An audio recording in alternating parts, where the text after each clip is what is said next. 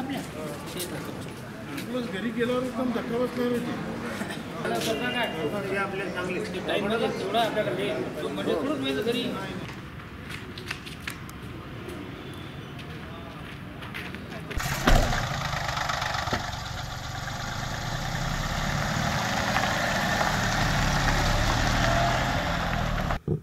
वाघझळी हे गाव वाशिम ग्रामीण पोलीस स्टेशनच्या हद्दीत आहे आणि सकाळी 11 साडे11च्या सुमारास पोलिसांना खबर मिळाली की एक महिला मृत झालेली आहे म्हणून.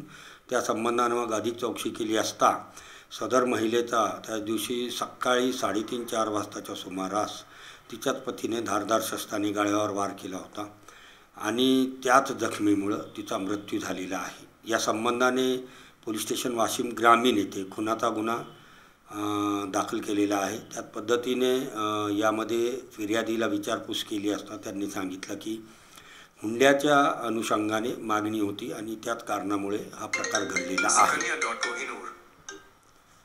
सर काय आरोपी अटकेत आहे का काही? आरोपी ताब्यात आहेत, दोन ताब्यात आहेत आरोपी. आणि यामधील जो नवरा आहे, जो मृतक स्त्री आहे, तिचा नवरा आहे, त्याने पण पॉयझन घेतलेलं आहे नंतर.